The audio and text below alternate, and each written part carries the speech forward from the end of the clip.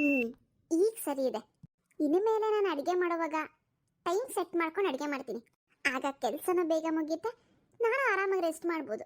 ಯಾವಳು ಬೆಳಗ್ಗೆಯಿಂದ ರಾತ್ರಿವರೆಗೂ ಮಾಡ್ಕೊಂಡು ಕೂತ್ಕೋತಾಳೆ, ಅವಾಗ ನಾನು ಲೆಕ್ಕನೂ ಕೊಡ್ಬೋದು ದಿನಕ್ಕೆ ಇಷ್ಟು ಕೆಲಸ ಮಾಡಿದ್ದೀನಿ ಅಂತ.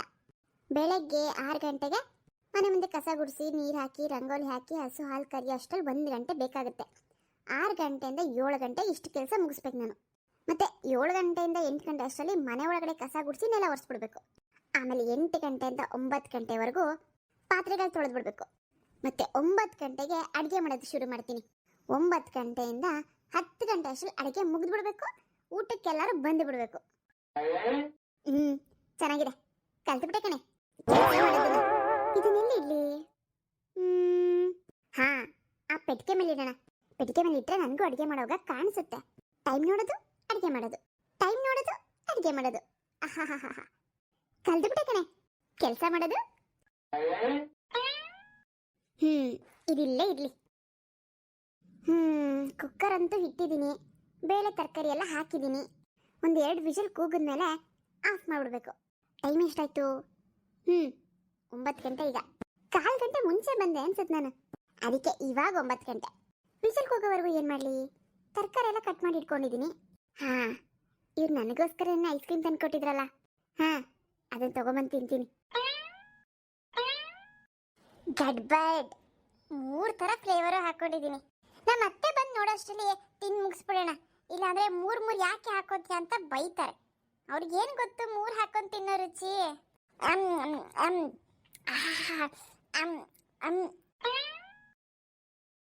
ತಿನ್ನು ತಿನ್ನು ತಿನ್ನು, ಚೆನ್ನಾಗಿ ತಿನ್ನು.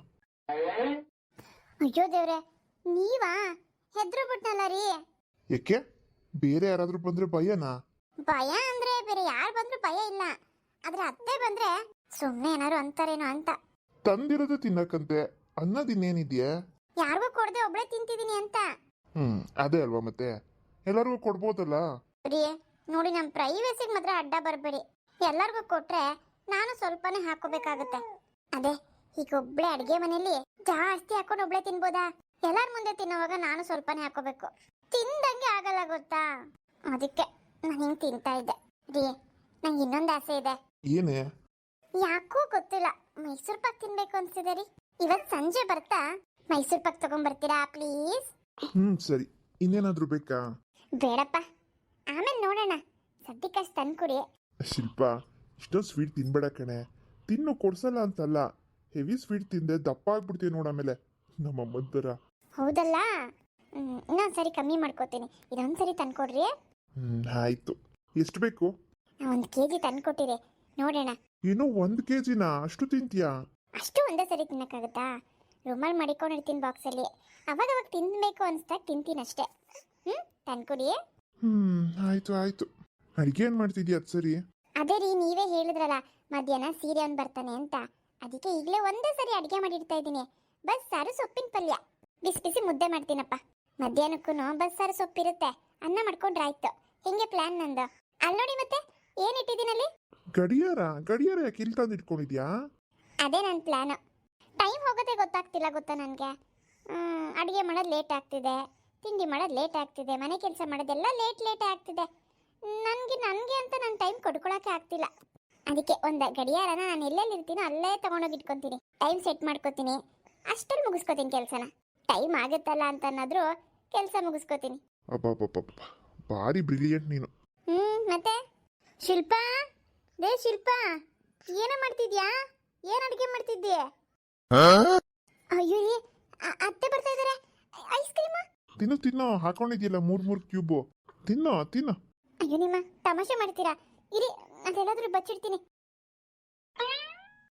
ಇದೇನಮ್ಮ ಹಿಂಗ್ ಕೂದಲು ಬಿಟ್ಕೊಂಡಿದ್ಯಾ?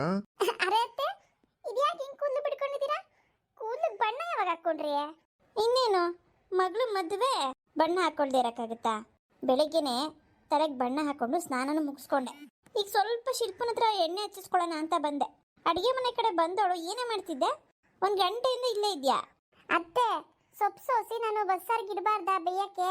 ಸೊಪ್ಪು ಸೋಸ್ಕೊಂಡು ಅಡುಗೆಗಿರೋ ಅಷ್ಟರಲ್ಲಿ ಇಷ್ಟೊತ್ತಾಯ್ತು.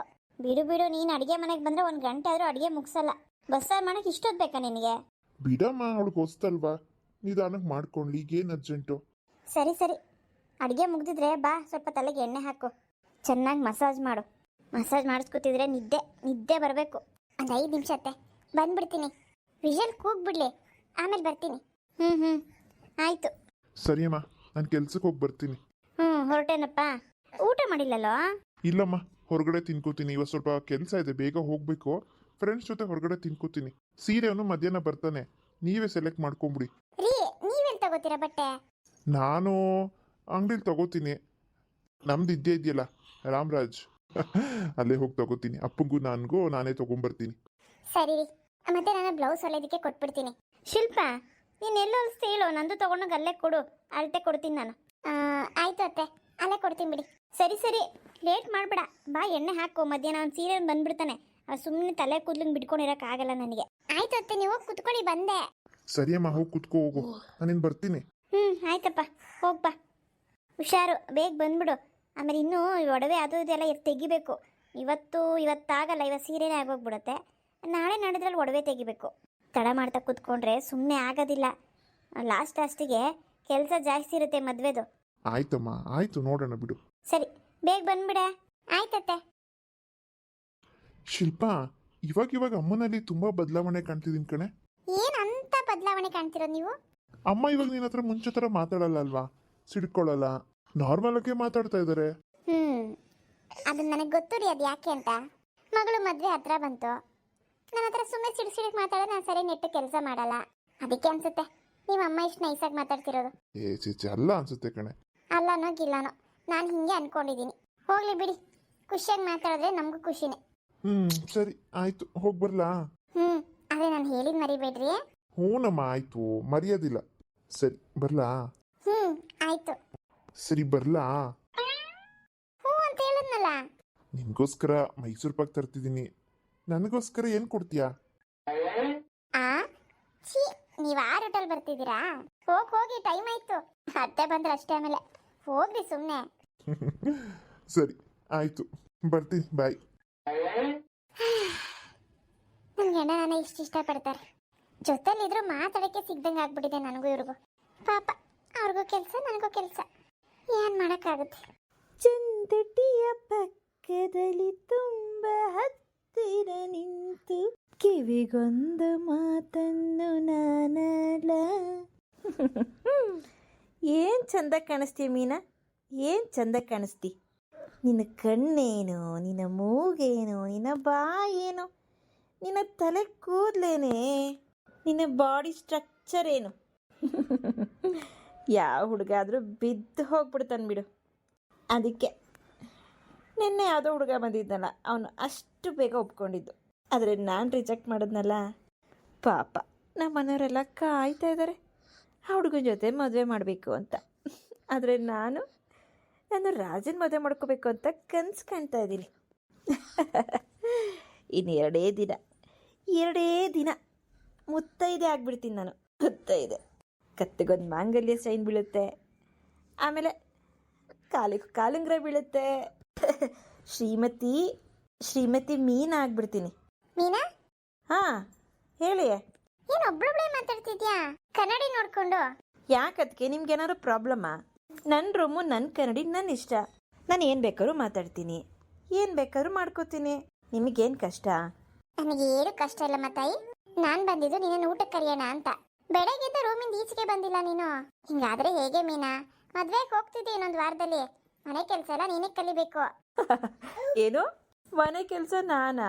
ಅಲ್ಲ, ಅಷ್ಟು ದೊಡ್ಡ ಶ್ರೀಮಂತಗೆ ಮದುವೆ ಮಾಡ್ಕೊಡ್ತಿದ್ದೀರಾ? ಅವ್ರ ಮನೇಲೇನು ಕೆಲಸದವ್ರ ಗತಿಗಿಲ್ವಾ? ಕೆಲ್ಸದವ್ರ ಗತಿಗಿಲ್ಲ ಅಂತಲ್ಲ, ಕೆಲವೊಂದು ಕೆಲಸನ ಹೆಣ್ಮಕ್ಳೇ ಮಾಡಬೇಕು.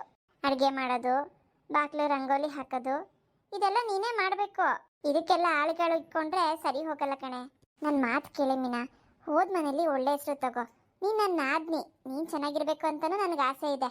ನೀನು ನನಗೆ ಎಷ್ಟೇ ಅವಮಾನ ಮಾಡ್ಬೋದು, ಹರ್ಟ್ ಮಾಡಿರ್ಬೋದು, ಆದರೆ ನಾನು ಅದ್ಯಾವುದು ಮನ್ಸಾಗಿ ಇಟ್ಕೊಂಡಿಲ್ಲ.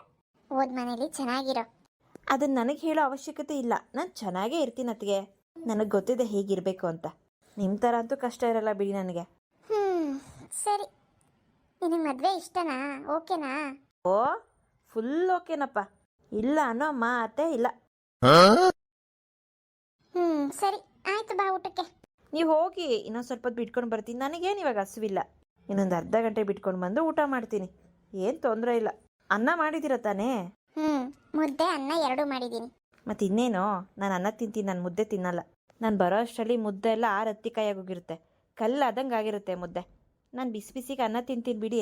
ಮುದ್ದೆ ನೀವೇ ಊಟ ಮಾಡ್ಕೊಳ್ಳಿ. ಸರಿ ಆಯಿತು. ಹಾಂ ಬಾ ಅಂದ ಅವ್ನು ಸ್ವಲ್ಪನೂ ಕಾಮನ್ ಸೆನ್ಸ್ ಬೇಡವಾ ಅವ್ರಿಗೆ? ಮದುವೆ ಆದಮೇಲೆ ಮೊದಲು ರಾಜುಗೆ ಹೇಳಬೇಕು, ನಿನ್ನ ತಂಗಿಗೆ ಅದೇನು ಬುದ್ಧಿ ಕಲಿಸಿದ್ಯಾ ಅಂತ. ಒಳಗಡೆ ಬರಬೇಕಾದ್ರೆ ಡೋರ್ ಲಾಕ್ ಮಾಡ್ಬಿಟ್ಟು ಬರಬೇಕಂತ ಗೊತ್ತಾಗಲ್ಲ, ಹಂಗೆ ನುಗ್ಗು ಬಿಡೋದೆ. ಫ್ರೆಂಡ್ಸ್, ಇವತ್ತಿನ 2ನೇ ಎಪಿಸೋಡ್ ಹೇಗಿತ್ತು ಕಮೆಂಟ್ಸ್ ಮಾಡಿ. ಇವತ್ತು ಇನ್ನೊಂದು ಎಪಿಸೋಡ್ ಕೂಡ ಹಾಕ್ತೀನಿ. ಡೈಲಿ ಹೀಗೆ ಪ್ರತಿದಿನ 3 ಎಪಿಸೋಡ್ನ ಹಾಕ್ತೀನಿ. ಬೇಗ ಸಬ್ಸ್ಕ್ರೈಬ್ ಮಾಡ್ಕೊಳ್ಳಿ. ಏನಪ್ಪ ಅಂತ ಅಂದರೆ 10,000 ಸಬ್ಸ್ಕ್ರೈಬರ್ಸ್ ಕಂಪ್ಲೀಟ್ ಮಾಡ್ಕೊಳ್ಳೋಕ್ಕೆ ಹೆಲ್ಪ್ ಮಾಡಿ. 5,000 ಸಬ್ಸ್ಕ್ರೈಬರ್ಸ್ ಕಂಪ್ಲೀಟ್ ಆಗಿದ್ದಾರೆ. ಪ್ಲೀಸ್ 10,000 ಸಬ್ಸ್ಕ್ರೈಬರ್ಸ್ ಕಂಪ್ಲೀಟ್ ಮಾಡ್ಕೊಳ್ಳೋಕ್ಕೆ ಹೆಲ್ಪ್ ಮಾಡಿ. ಸಬ್ಸ್ಕ್ರೈಬ್ ಮಾಡ್ಕೊಂಡು ನೋಡಿ. ಹಾಗೆ ಪಕ್ಕದಲ್ಲಿರೋ ಬೆಲ್ಲೈಕನ್ನ ಪ್ರೆಸ್ ಮಾಡಿ. ಕಮೆಂಟ್ಸ್ ಮಾಡೋದನ್ನು ಮರಿಬೇಡಿ. ಲೈಕ್ ಮಾಡಿ, ಶೇರ್ ಮಾಡಿ. ಮತ್ತೆ ಶಿಲ್ಪ ಇನ್ನೊಂದು ಎಪಿಸೋಡ್ ಜೊತೆಗೆ ಇವತ್ತೇ ಸಿಗ್ತಾಳೆ. ನೈಟ್ ಹಾಕ್ತೀನಿ ಇನ್ನೊಂದು ಎಪಿಸೋಡ್ನ ನೋಡಿ. ಎಂಜಾಯ್ ಮಾಡಿ. ಮತ್ತೆ ಸಿಗ್ತೀನಿ. ಎಲ್ಲರಿಗೂ ಬಾಯ್. Love you all.